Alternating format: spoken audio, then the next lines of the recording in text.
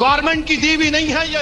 और चंद्रबाबू नायडू, नीतीश कुमार, चिराग पासवान और जयंत चौधरी, याद रखो, मेरे जैसे नाचीज की क्या औकात है, हमारी क्या औकात है। नीतीश कुमार भले ही वो दिन भूल गए हैं, लेकिन ओवैसी हो या अरशद मदनी हो, वो दिन भूले नहीं हैं। वो था वक्फ बिल बोर्ड को लेकर करके कितने प्रयास, कितने कोशिश और कितने सारे चीजें लगाए गए थे, नियम कानून की प्रॉपर्टी है उससे पैसे आते, इवैक्यू प्रॉपर्टी का सेक्शन उड़ा दिया आप।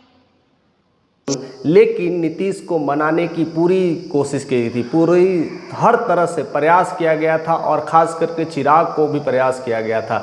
बिहार में यही दोनों नेता है कहीं ना कहीं सपोर्ट कर रहे थे वक्फ बिल को लेकर के। हालांकि बाकी कांग्रेस खिलाफ थे और आरजेडी के कार्यकर्ता या तेजस्वी यादव उनके खिलाफ थे, यानी मुस्लिम का सपोर्ट मिल रहा था। लेकिन कहीं ना कहीं नीतीश कुमार और चिराग पासवान का सपोर्ट नहीं मिल रहा था। इसको लेकर के अरशद मदनी ने उस समय एक स्टेटमेंट दी थी कि बिहार की जनता कभी माफ़ नहीं करेगी, वक्त आएगा तो वक्त का ज़रूर खामियाजा भुगतना पड़ेगा।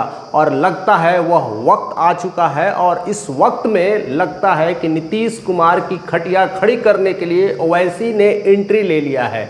हालांकि उन्होंने पूरी तरह से आरजेडी के लेकर के कह दिया है कि मैं उनके साथ अब चुनाव में आ रहा हूं और इसी को लेकर करके नीतीश कुमार के अंदर एक डर का माहौल बन रहा होगा। चिराग पासवान को भी प्रॉब्लम्स हो रही होगी, क्योंकि वो दिन सबको याद है कि उस दिन को लेकर के क्या क्या प्रॉब्लम्स हो रही थी। और ख़ास करके बिहार में मुस्लिम दल के कार्यकर्ता है जितने हैं, वो ठक बैठक हो रही थी, बहुत सारे लोग आ रहे थे और कह रहे थे कि नीतीश को कभी भी बिहार की मुस्लिम माफ़ नहीं करेगी। और इसी वजह से अब यह डर बना हुआ है और नीतीश कुमार अब कहीं न कहीं इसका खामियाजा को सल्टाने के लिए ईदी किए थे।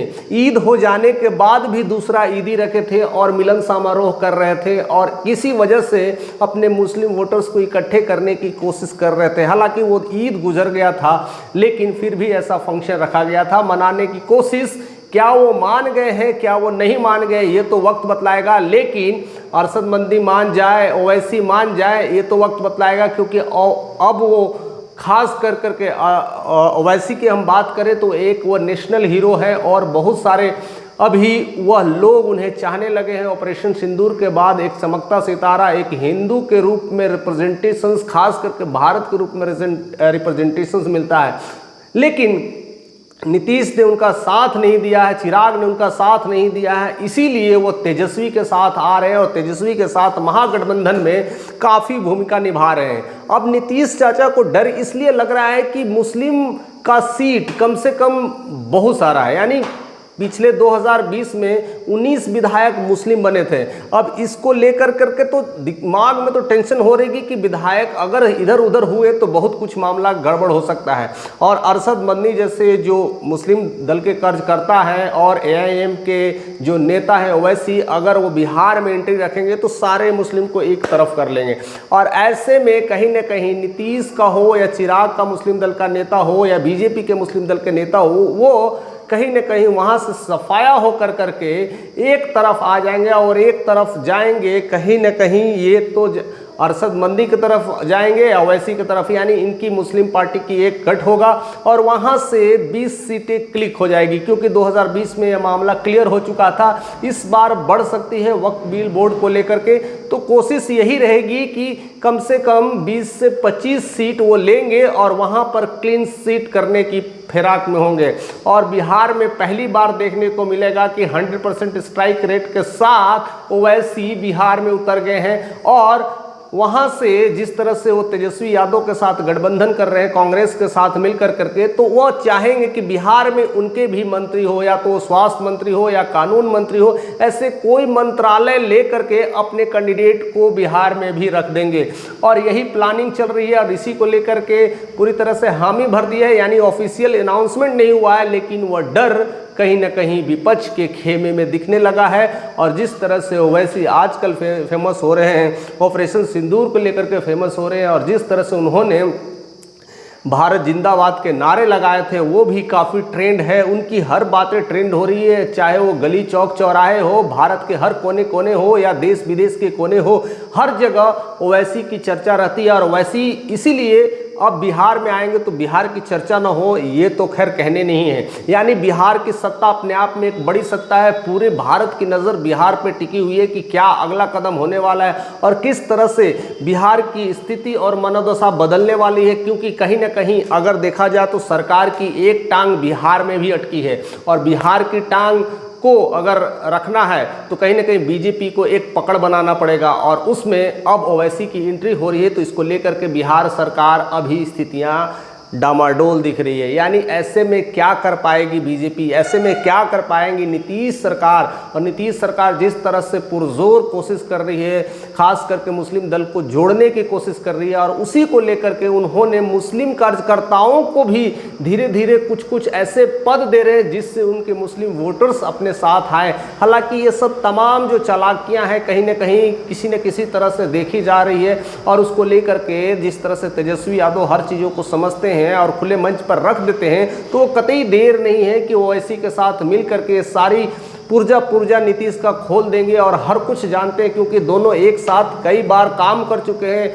इवन तेजस्वी यादव 2 बार डिप्टी सीएम रहे हैं, उनके साथ मिलकर के संगठन को चलाया है, बिहार सरकार को चलाया है। ऐसे में उनके रग-रग से वाकिफ है। और कहीं ना कहीं ओवैसी का तेजस्वी के साथ आना कहीं ना कहीं चिराग के लिए तो खतरा है, उससे ज़्यादा नीतीश के लिए भी खतरा है। क्योंकि चिराग अभी उभरता हुआ नेता है, लेकिन नीतीश ऑलरेडी मंजे खिलाड़ी हैं, इसलिए उन्हें ज़्यादा डर होगा। क्योंकि उनकी जो वोट लिस्ट है ओबीसी का वोट है और मुस्लिम वोटर्स है। और ऐसे में 19-20 विधायक कट जाए तो काफ़ी संकट घेर सकता है। क्योंकि आरजेडी कहीं ना कहीं 80 सीट लाती ही है, तो 80 और 20 100 का आंकड़ा तो उन्होंने ऐसे ही पूरा कर दिया। कांग्रेस भी 20-25 सीटें ला दी तो मामला खेल खत्म। यानी बिहार में सरकार की तब्दीली हो सकती है। ऐसे में किस तरह से नीतीश कुमार का अगला मूवमेंट होगा या चिराग पासवान किस तरह से उस चीज़ों को संभालेंगे या नीतीश को संभालने के लिए कौन आएगा। या तो नीतीश तो ऐसे ही लगता है कि इस बार के इलेक्शंस के बाद आउट होने वाला है, जैसा कि बीजेपी चाहती है, तो क्या उन्हें इसी तरह से दरकिनार कर दे। लेकिन इन्हें खास कर करके बीजेपी को भी इस बात का मलाल होगा कि अगर नीतीश के साथ कुछ प्रॉब्लम हुआ, अगर नीतीश जाएंगे तो साथ साथ बीजेपी को भी लेके चले जाएंगे। यानी एनडीए को भी एक खाम डर का बना हुआ है। इसलिए वो चाहेंगे कि नीतीश को मेंटेन करना है और कहीं ना कहीं ओवैसी को भी मेंटेन करके रखना है। और ओवैसी अब उनका क्लैरिटी सामने आ चुका है कि अब वह कहीं ना कहीं महागठबंधन का हिस्सा हो चुके हैं और उनकी 20-25 सीटें की भी डिमांड है। शायद वो भी लगता है कि वो भी पूरी हो जाएगी, क्योंकि 19 सीट ऑलरेडी वो विधायक पद को ले आते हैं। तो 20-25 सीटें देना कहीं ना कहीं कोई सी तरह के प्रॉब्लम्स नहीं होगी तो मुकेश सहनी को हो सकती है या तो पशुपति पारस को हो सकती है, क्योंकि यही दोनों सीट इनके भी काटे जाएंगे। क्योंकि कहीं ना कहीं मुकेश सहनी भी काफ़ी सीट की डिमांड कर रहे थे, लेकिन जिस तरह से ओवैसी की एंट्री हुई है वो सीट का कटम कटी देखने को मिलेगा और सीट का कहीं ना कहीं कंट्रीब्यूशन ओवैसी की तरफ जाएगा।